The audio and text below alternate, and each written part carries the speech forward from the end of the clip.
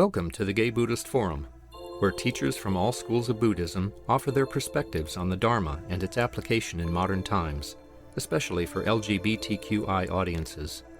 These talks are offered freely to the world and made possible by appreciative listeners. If you would like to support our efforts to share the Dharma with underserved audiences, please visit gaybuddhist.org. There you can donate, find a list of upcoming speakers, or enjoy many hundreds of these recorded talks dating back to 1996.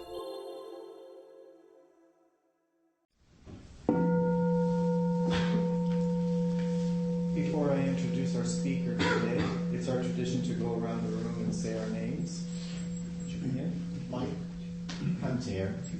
I'm Shantanu. My name is Gary. I'm Greg. I'm Alzak. I'm Jim. My name is Greg. David. Al. Roger. Don. My name is Mark. I'm Tom. Bob. My name is Ray. I'm Jerry. Kevin. My name is Paul. Matthew. My name is Jerry. Larry. Francesco. Tony. Jack. I'm Brad. Kevin. Erica. Peter. Grisha. Ted. Rob. John. Jeff. Harley. Jay. I'm Bill. I'm Roy. Our speaker, Bill Weber, is a senior Vipassana practitioner and a graduate from Spirit Rock's Community Dharma Leaders Program. He has 25 years of extensive retreat practice and currently practices at home with his husband or sits with a small group of gay men. He is also a documentary filmmaker and video editor whose latest projects are To Be Takei and The Untold Tales of Armistead, Maupin. Welcome, Bill. Thank you, Roy.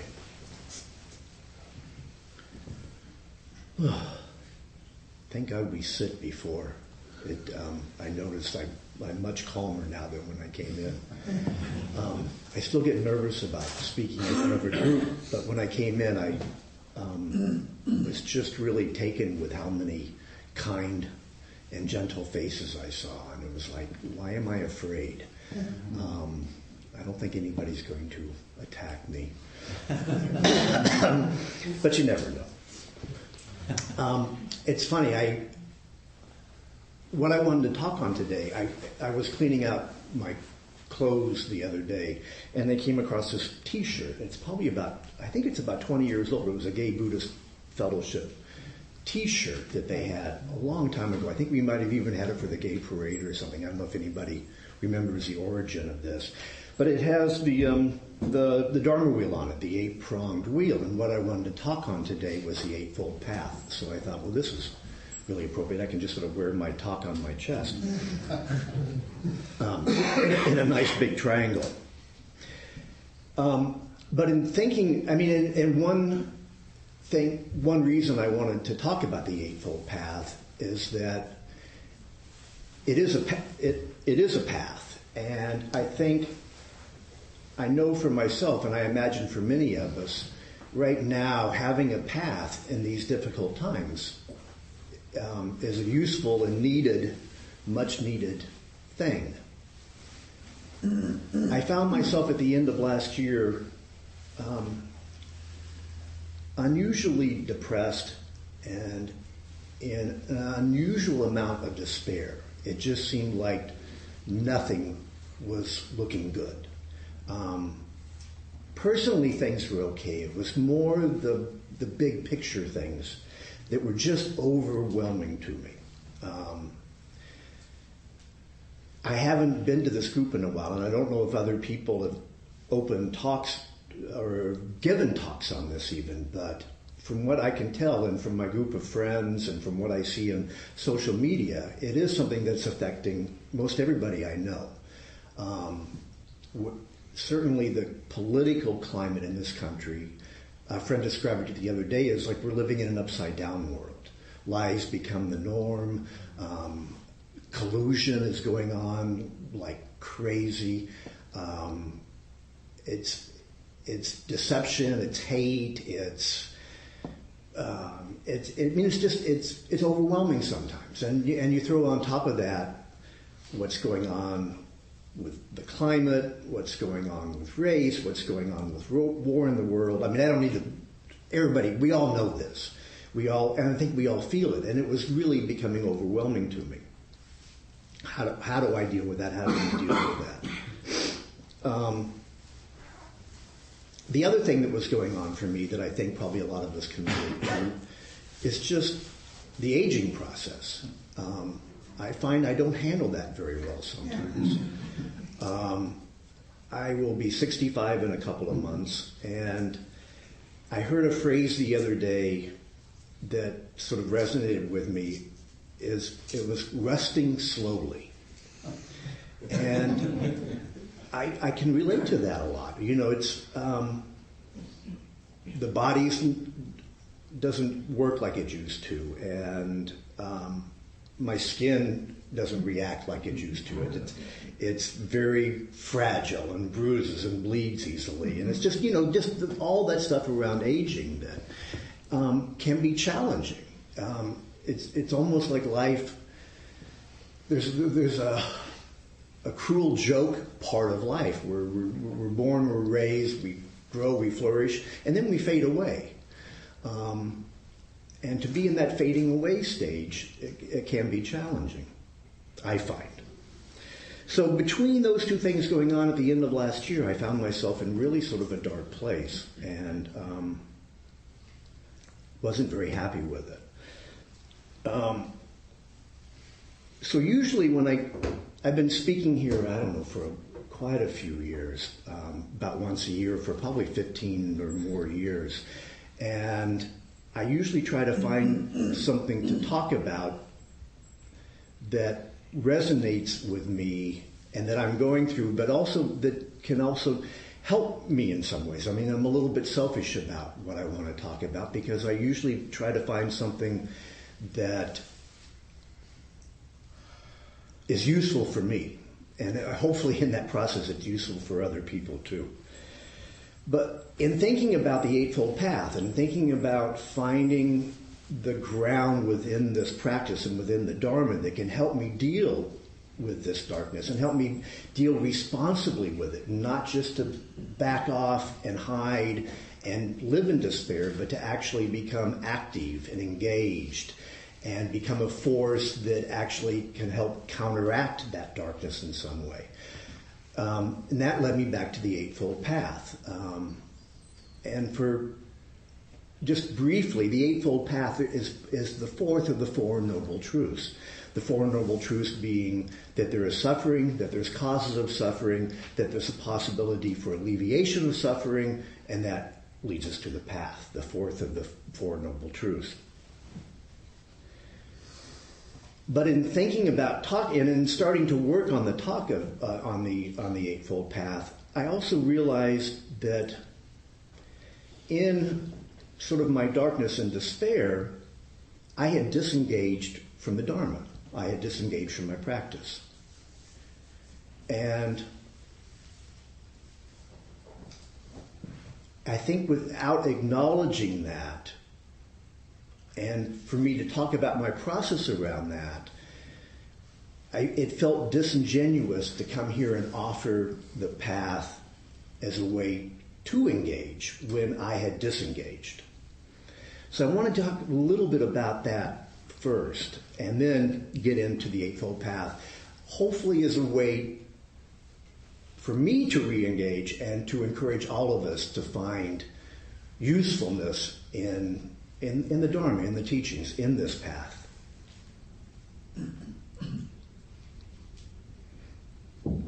When you talk about the Four Noble Truths, when I was sitting, the thought occurred to me was, I had too much to talk about. I got nervous about that. I suffered around that. And then it was like, I don't have enough to talk about. And then I got nervous, and then I suffered around that. It's just how these things arise for us and how we relate to them and worry or suffer, about something that hasn't happened. And I have no idea if I have too much or too little to talk about, but we'll find out. I know people in the past have talked about their own personal history in this group. And I want to give a little bit of brief personal history as a lead-in to my engagement with the Dharma, which can also then sort of lead into what I've been currently feeling as my disengagement from it. I was born in the Midwest. I was born in Kansas, and I was a sensitive gay kid, and grew up actually pretty insecure, didn't feel like I fit in, and I think probably a lot of us can relate to that in some degree or another. But I always had sort of a spiritual longing.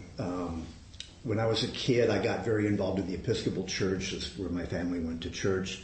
I got involved in youth church groups. I was even the president of the Episcopal Youth of Central Kansas for a year.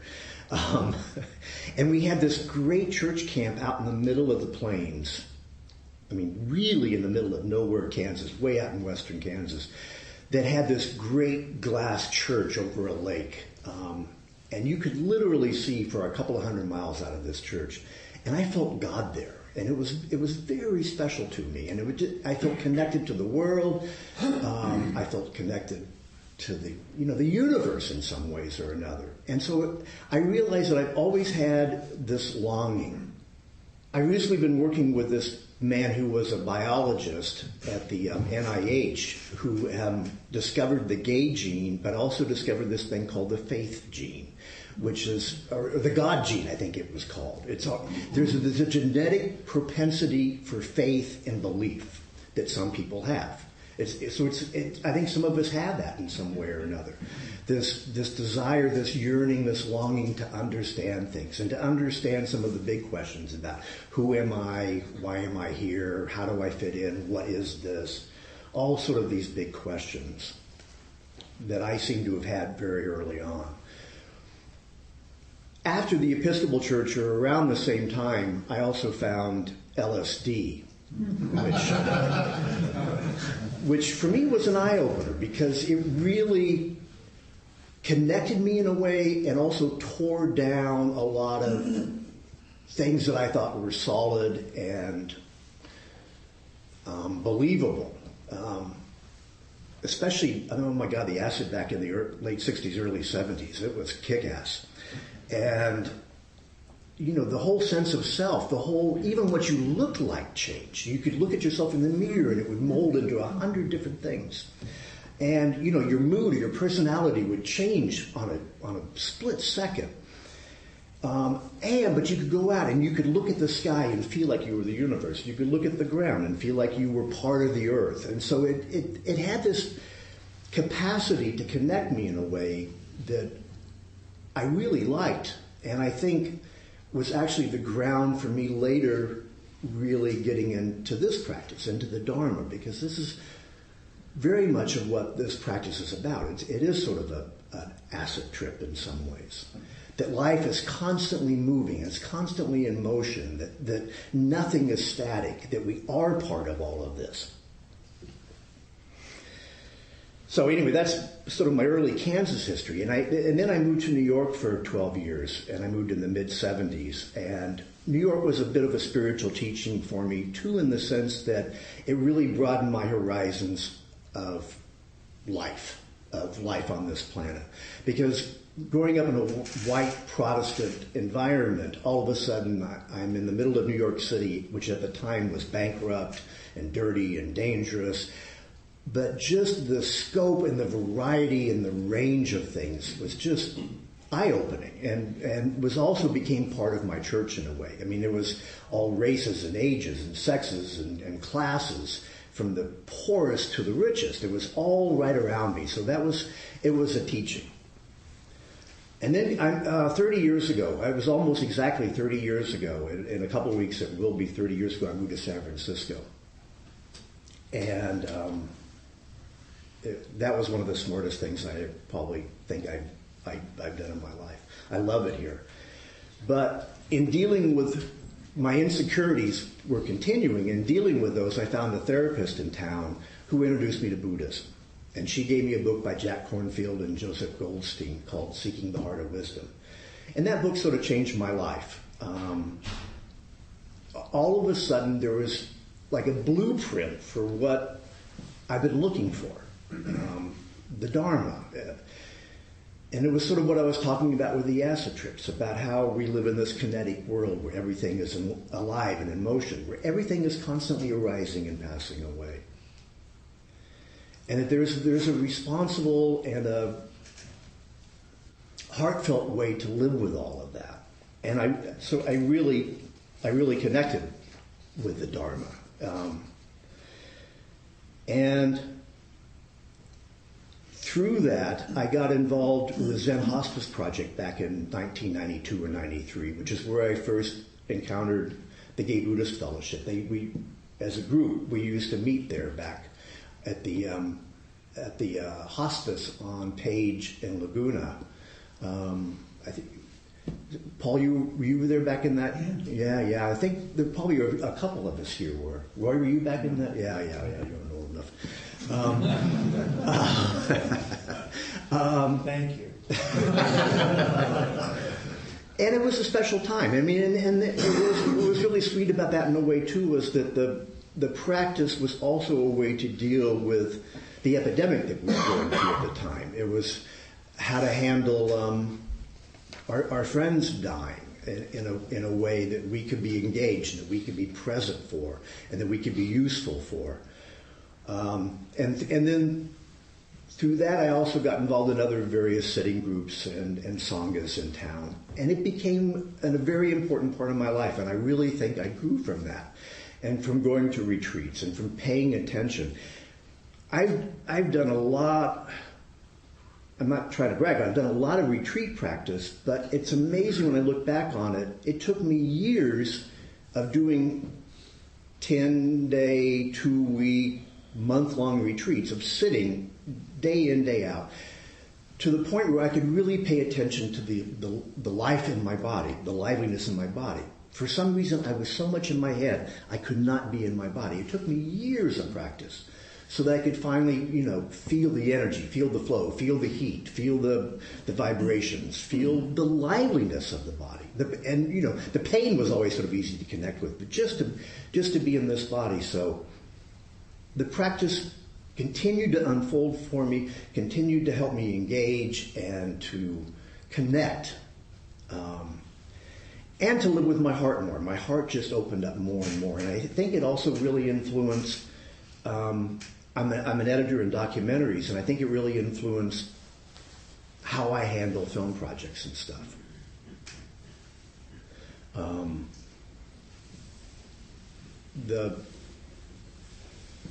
The loving kindness aspect of that, which I think that came from my engagement with the Dharma.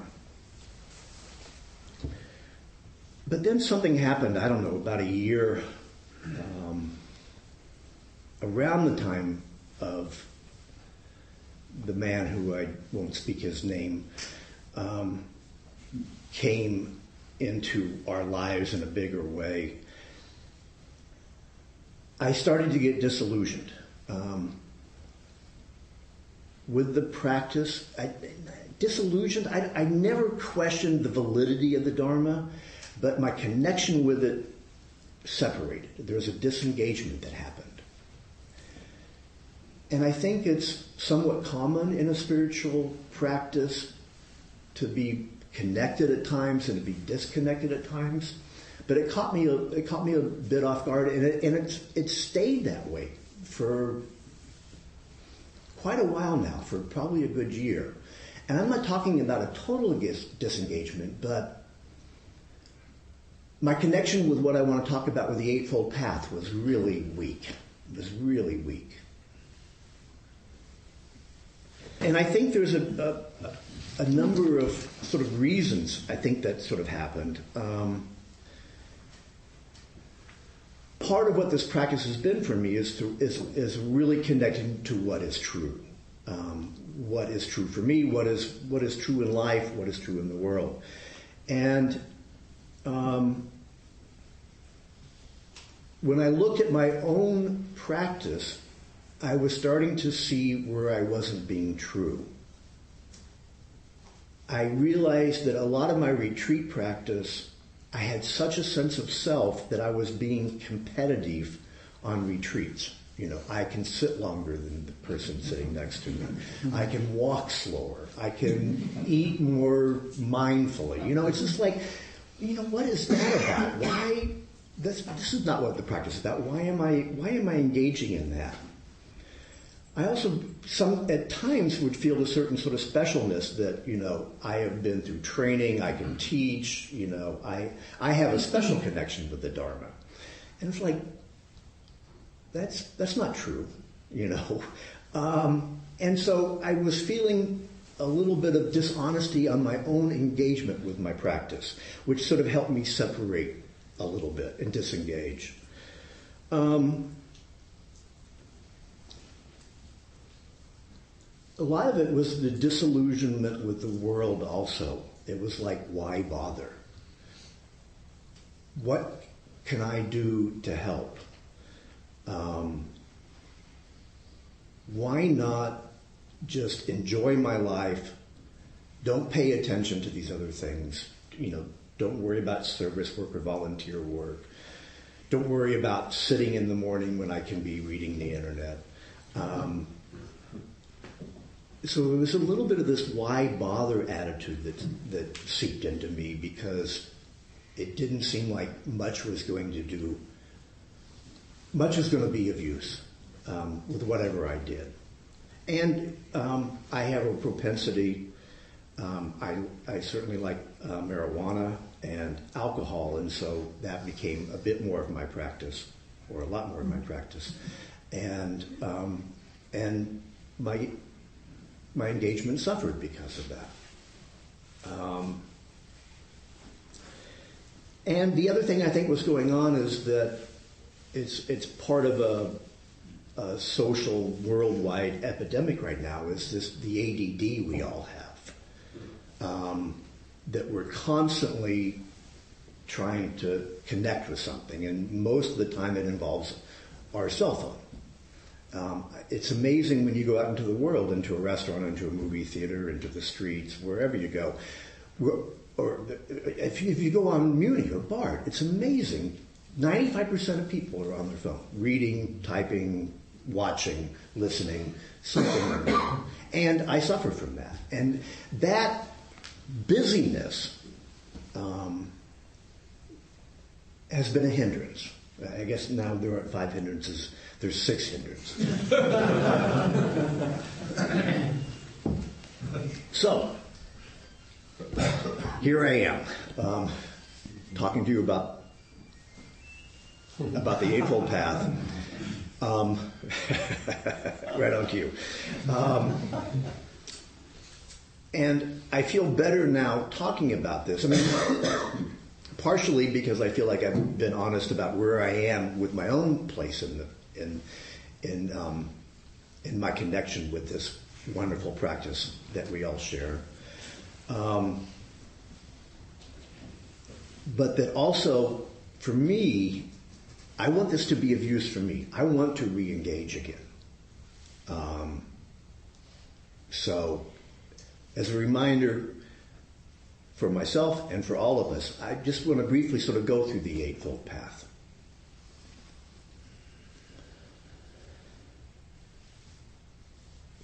Eight spokes. There are 8 parts to it, but it's basically broken into 3 different groups. There's the wisdom group, there's the conduct group, and there's the discipline group. They're also called baskets, the 3 baskets of the Eightfold Path. And the first being the wisdom group. And before I get into the particulars of these, I'm doing sort of broad stroke definitions of each of these 8 different spokes. And I think the broad stroke can be very useful and can be a guide for us that can be very helpful. But I also want to at least acknowledge the fact that each of these spokes can get very, very, very fine-tuned, that you can go into great depth and detail into them. And that's one of the things that's beautiful about the Dharma. The Dharma has such a wonderful. It can be as simple as it's about kindness, and I truly believe that the Dharma is just basically about kindness. But it can also be as intricate as really understanding the very minute about this life and about the arising and passing away, about seeing something right when it hits and watching it appear and watching it pass. So it has these broad qualities and these very, very, very fine finesse qualities. And I'm going into the more broad qualities of the Eightfold Path. The first being the wisdom basket. And the first of those is right understanding. And that's just basically seeing things as they are.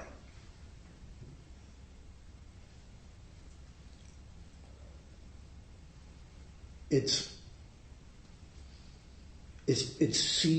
clear seeing. It's when something arises, we don't get caught in the story, we don't get caught in the reaction.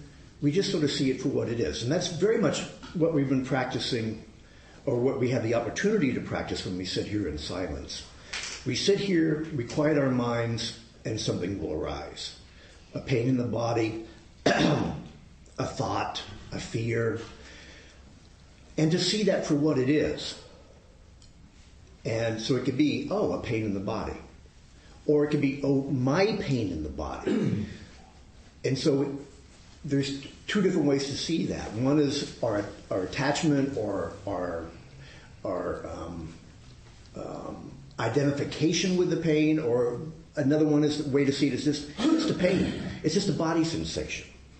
So it's just this understanding of seeing things the way they are, and to apply that in our lives as much as we can when we, go out into the world or engage in however we engage.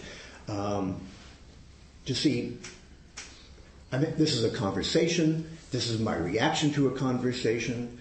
This is my overreaction to a conversation. Just to sort of see things as they are, the right understanding. And again, this is what we have the opportunity to practice when we sit here in silence. The second spoke of the wisdom basket is right thought or right intention.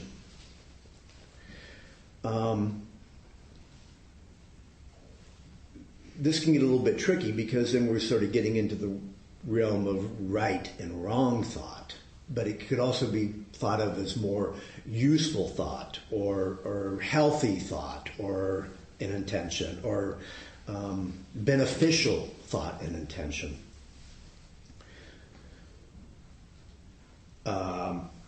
So this is to help cultivate and to become aware of thoughts of nonviolence, thoughts of love, thoughts of kindness. Also to have some awareness and consciousness of selfish desire, ill will, hatred, the other side of that, and how that impacts us as individuals or socially.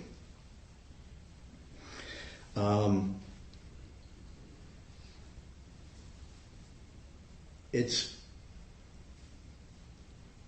interesting too that this is put in the wisdom basket, that it's wise to cultivate and become aware of our thinking patterns and our capacity to change our thinking patterns or to have some kind of control over our thinking patterns. I'm amazed sometimes at how often I can get stuck on a negative record spin and stay there over and over again. How dare they do that to me? They did that to me before.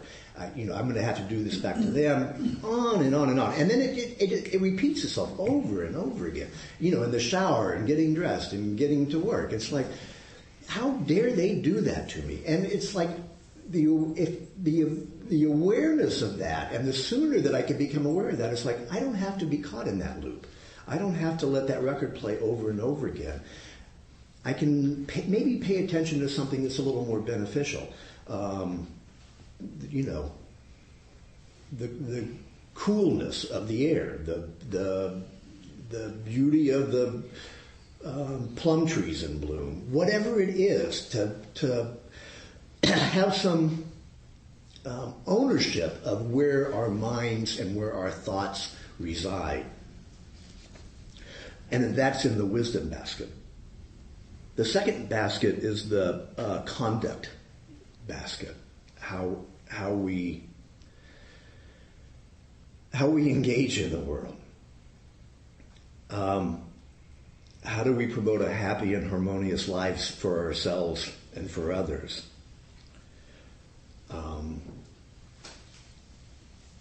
Which, going back to what I started with, is so needed right now. That a positive, loving, productive engagement is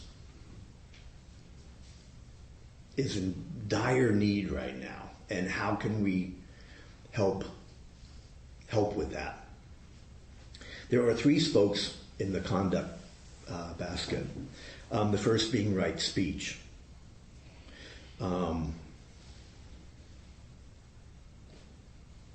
Which basically comes down to speaking what is true. But as I've learned from my mother-in-law, speaking what is true should be followed up by also what is useful, because sometimes the truth isn't that useful. So to sort of gauge both of those, speaking what is true and what can be helpful. Not engaging in slanderous speech, not engaging in gossip, which is difficult. But to really be conscious about our words and their consequences. That reflecting on when somebody has said unkind things to us or hurtful things to us and how that affects our mood and how that affects us going forward, to also be conscious about how our words and actions can affect other people. The right speech is also followed up by right action. And sort of to bridge these 2 spokes, I want to share a story that I experienced on the plane the other day. My parents are not doing too well back in Kansas. They're both still alive. They're 90 and 91 years old. And I flew back last weekend to take care of them. I was actually scheduled to speak here last November, and I had to go back at that time and take care of them. And GBF very graciously allowed me to move my talk to today. But I was just back last weekend again. My parents are still living independently, but it's just like, it's a dog's hair right now. It's not going to be much longer. So I was back there taking care of him, and it was an emotional and trying time, and I was a little bit spent. And I'm on the plane coming home, and there's a lady sitting next to me who was very obnoxious with all of her dealings and everything. And there was a couple in front of me with a little kid who was constantly like climbing over the seat and all over my chair, and it was just like, it was getting on my nerves. And so I thought, how do I respond to this? And then when we landed, I thought, I'm going to respond with kindness. And so this older woman next to me that was always busy with something, I asked her if I could help with her bag. And she just opened up. It was like a flower. She just like, oh my God, that's so sweet. And she became so gentle and nice. And the couple with the kid was about 2 years old, and I sort of engaged them in conversation. I said, does the kid fly much? And this kid's been around the world like 3 times. But we got into a conversation, and all of a sudden we were connected in some way or another. So it was a little bit about using right speech to engage and also right action. And it completely changed the environment where I was on the plane, but what it really did was it completely changed my mood. I felt completely different after that. I was lighter, I was happier. I felt like I had done something worthwhile. Offering to help somebody. It feels good. So, right speech and right action. right action also certainly involves, doing things responsibly. Not to steal, not to cheat, not to lie, not to kill. And, not to kill can be seen in a variety of ways too. I've had a couple. Must be a bumblebee nest in my neighborhood because they've been coming in the back door, and I've been going to great lengths to get the bumblebees back outside without killing them. But it's just trying to keep that action alive, that responsibility of how we behave in the world. The third spoke in the conduct basket is right livelihood. And this can be a challenging one too sometimes because work has to be or has been a big part of our lives. I think a lot of us are around retirement age, so it might not be quite as on the front burner as it maybe once was. But with however we make money or however we work in the world, and it could even be in volunteer work or social work or whatever it is we do, are we engaging in the world in a way that's responsible and that doesn't cause harm? And are we doing it in a way that's compassionate for ourselves and compassionate for others? Are we doing it in a way that feeds the heart and grows the heart?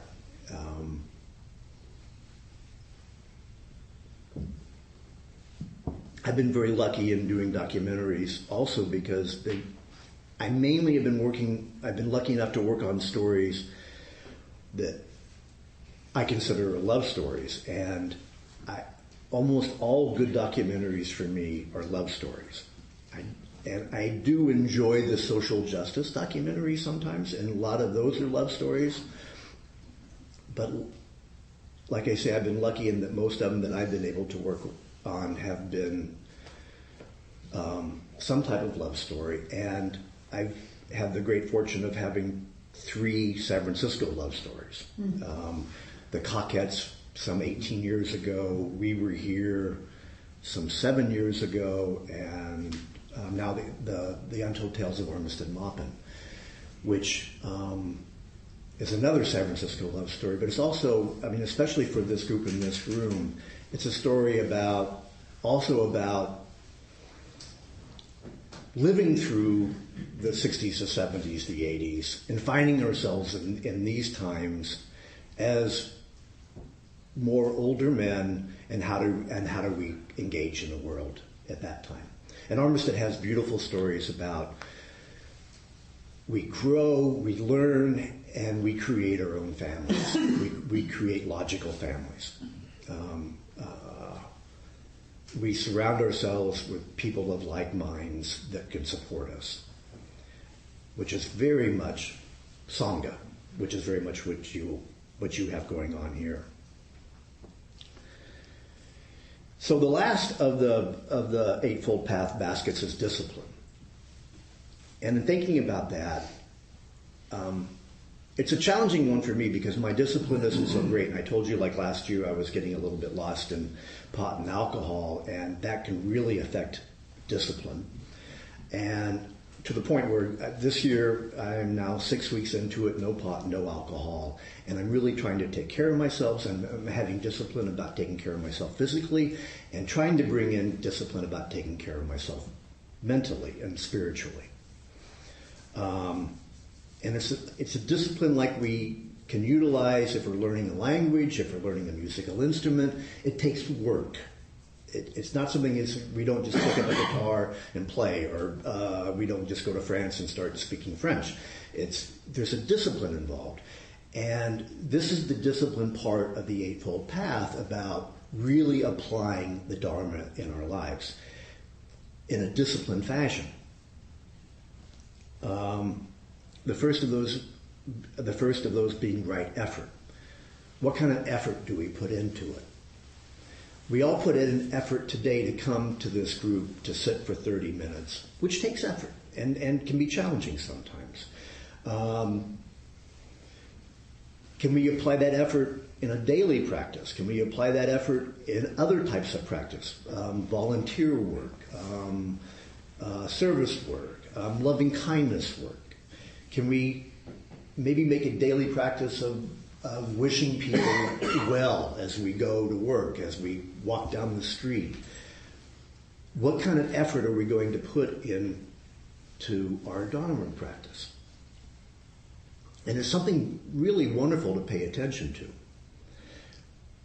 One thing to pay attention to, too, is the type of effort we put into it. Is it open? Is it loving? Is it without tension?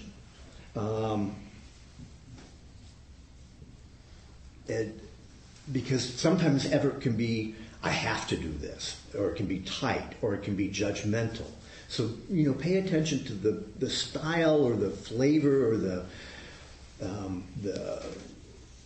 feel of the effort that is put into what practice you choose to do. Another spoke of the discipline practice or basket is mindfulness.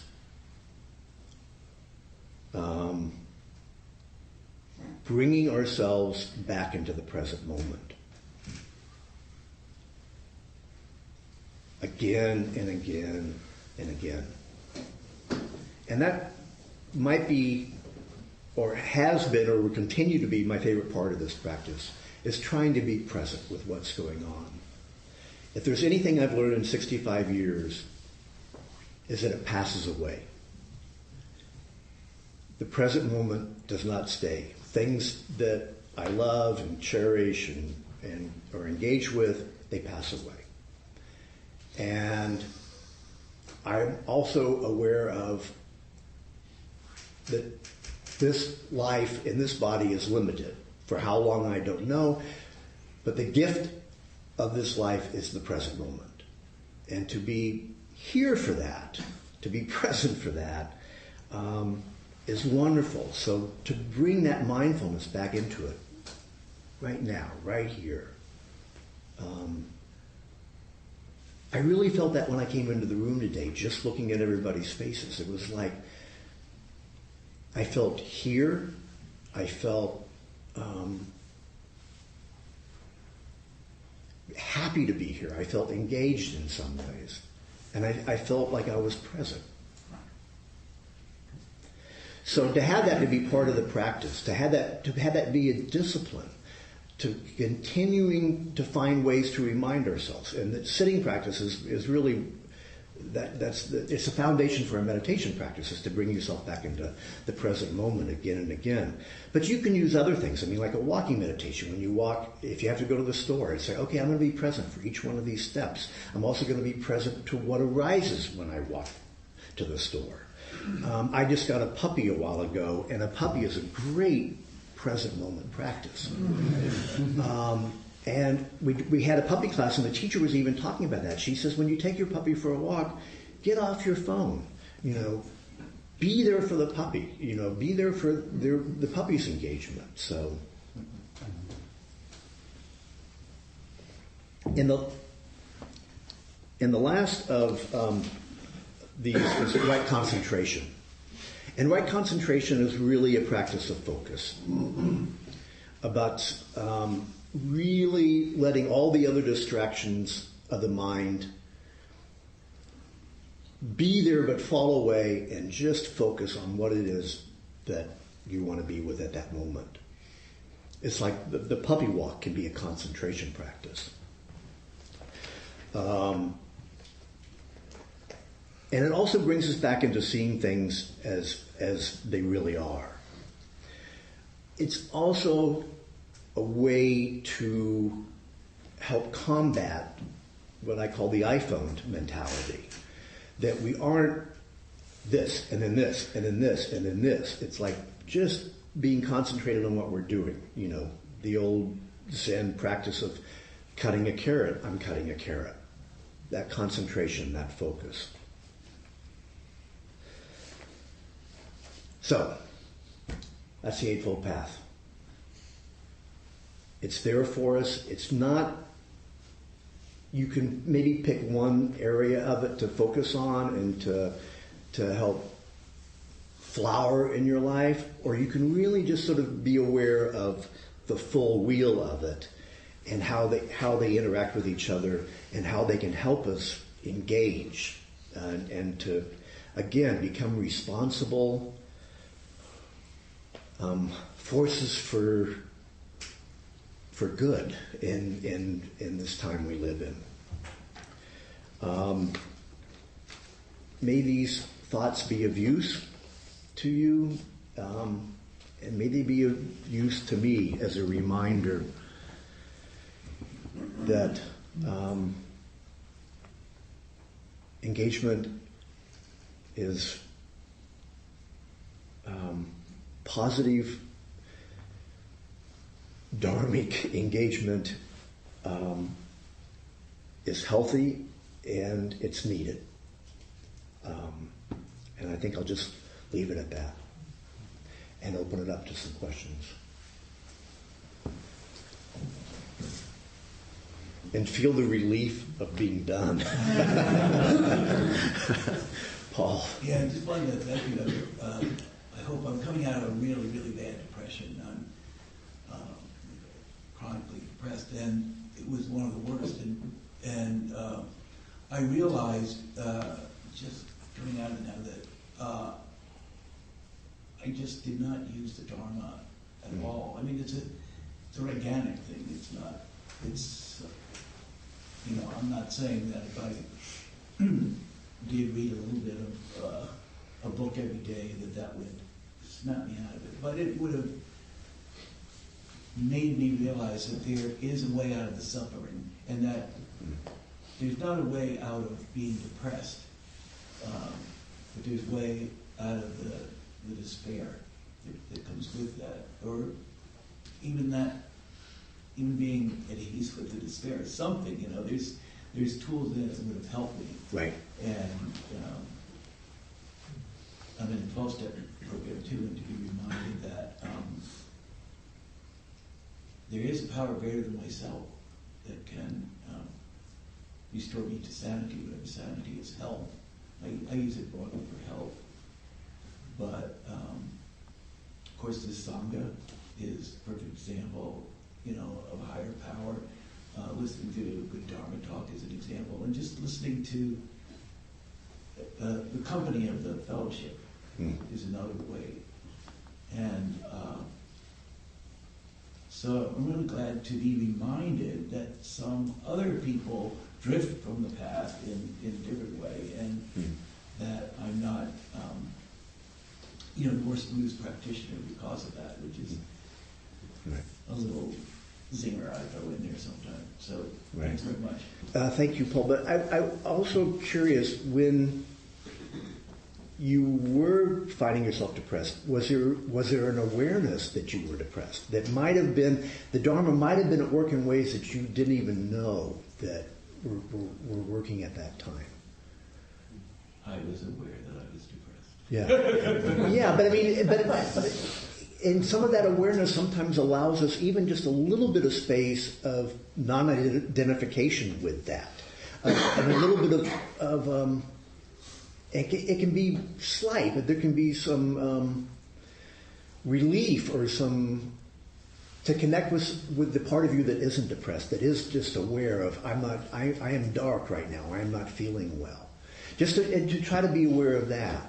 The other thing, I think that I can relate to what you were saying was that there were times I thought, I don't know if you were saying this or not, but there were times I thought I should be using the practice more. And I don't know if that's that helpful either. To be aware that the practice is there, but not to be judgmental that I'm not doing this right, I guess is what I'm trying to say. Yeah, and there was total identification with the depression when I was in it. But there were parts of the day, if I was in good company or if I was walking my dog and enjoying the weather, where I wouldn't be depressed at all. And so I always tried to be with people and stay connected. Not that you know, and I would meditate every day sporadically, but I would meditate every day. Right. So anyway, thanks. Yeah. Thank you. Bill, thank you so much. Thanks for your honesty and openness and sharing yourself with us. It's really helpful for to hear an actual example with skin on. I'm just coming off a cold. I got whatever nasty bug that's been floating around and stuff. And what you said about not being aware reminded me, like, it seems every time I get a cold, even though I have years of experience, and knowing what to do to, ameliorate it and make myself comfortable and stuff, all of that goes out the window. I don't remember. I just wallow in it. I just suffer. And it's only about halfway through, or maybe somebody gives me a reminder, like more yoga and movement and breathing and aromatic teas and, just helpful stuff besides drugs or something. And it's what you were describing. It almost sounds in a parallel, like we get into this spiritual illness almost, where we just can't see it until we're either through it or someone guides us or something, and it's almost like this veil comes down where we're just unaware. Yeah.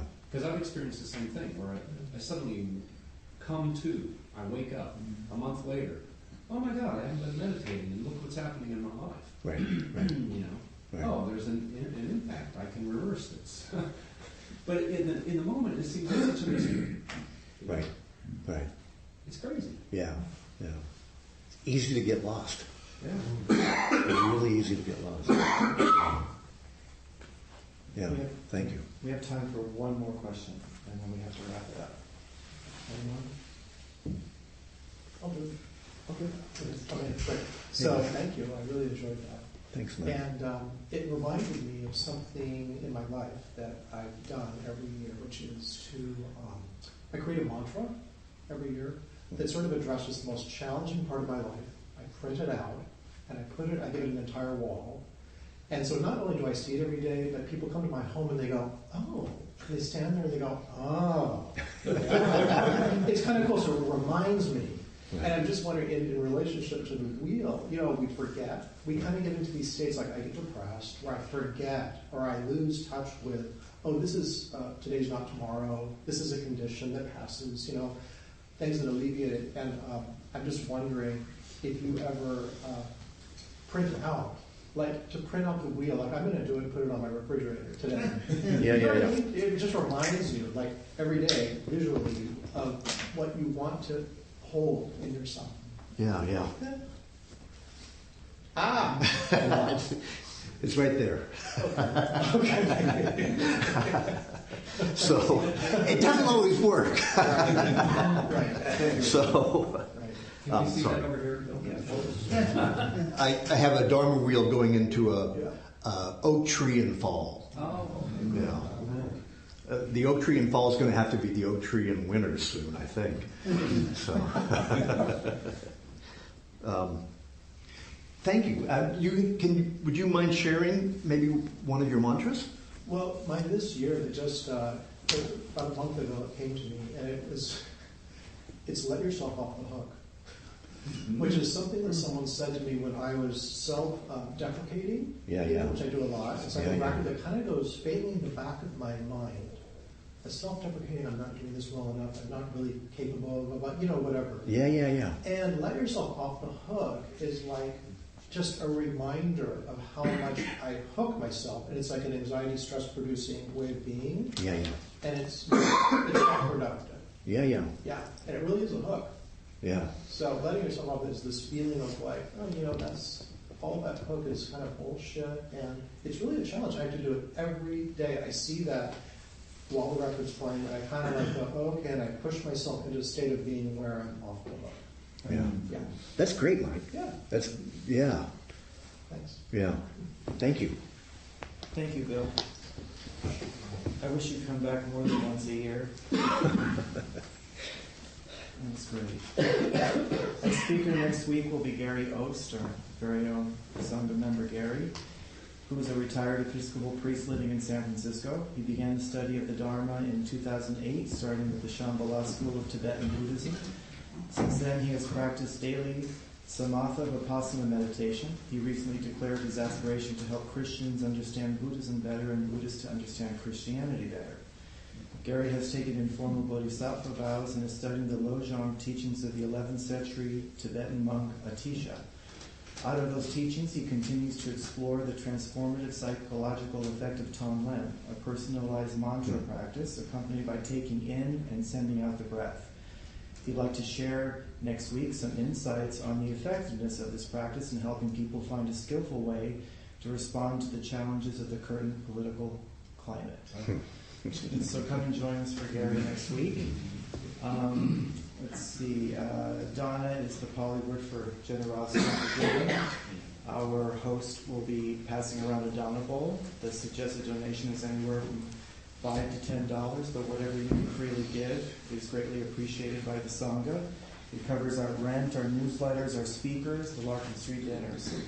And if I may pass it to our host today, Cass. Yeah, please stay and enjoy the fellowship of the Sangha for a while. There's some hot water for tea. There's some vegan cookies and stuff out there.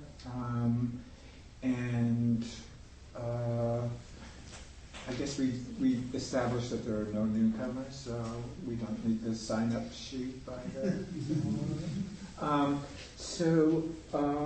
At 12:30, some people gather at the front door and go for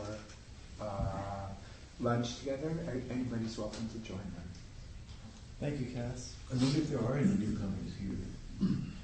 I always ask at the beginning, but some people came a little bit late. Is anyone here a newcomer that came a little bit later? I'm sorry. Oh, your name again. Erica? Eric, welcome. Can you hang out for the social hours about 12:30? Great. How many people have been coming here for 20 years? Yay! So I, right now I'm in the process of putting a call out for people who want to engage in a book group. There's a book that was written maybe 2 years ago called Radical Dharma. It was written by 3 African-American Buddhists. Lama Rod is one of them, who's a male identified gay man. And some of you know who Daigon is. He's spoken here before, but I've been in conversation with him about leading it. But the book itself is about race, liberation, and the Dharma. And it's written really from the perspective of people of color. But it's about using the Dharma to really explore the experience of race and privilege. And so if people are interested in possibly engaging in this, I'll be here for a few minutes to talk about it. So. But we're looking like maybe a 6 to 8 week. Not sure when it's going to start, working on people's schedule. Thank you. Anyone else? Before we stand for the dedication of marriage, I do have one personal message. Today is my last facilitation with you. I just wanted to mention that, and I also wanted to thank Jim Stewart, who isn't here right now, but I wanted to also thank my fellow facilitators, Tom, Grisha, Oswaldo, Joe Good. It's been great to be part of the team, but this is my second 4-year stint facilitating. I feel it's time to maybe step down and have somebody else take over. And I especially wanted to thank the community. I wanted to thank all of you for allowing me to sit here the second Sunday of the month. It's been a wonderful experience, so thank you, gentlemen. Let's go ahead and stand for the dedication, please.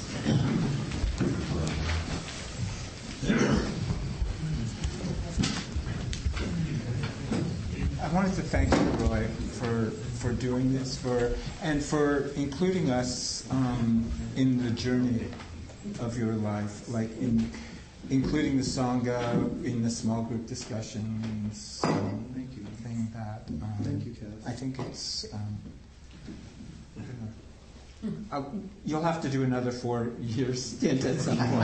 Very well might. Thank you, Cass. I appreciate that. By the power and truth of this practice, may all beings have happiness and the causes of happiness. May all be free from sorrow and the causes of sorrow. May all never be separated from the sacred happiness which is without sorrow. and may all live in equanimity, without too much attachment or too much aversion, believing in the equality of all that lives. Thank you, gentlemen. Enjoy your Sunday. Thank you for listening to the Gay Buddhist Forum. If you would like to hear several new talks per month and be notified of upcoming speakers so you can participate live, please subscribe to this podcast, like us on Facebook, and join our mailing list by visiting gaybuddhist.org.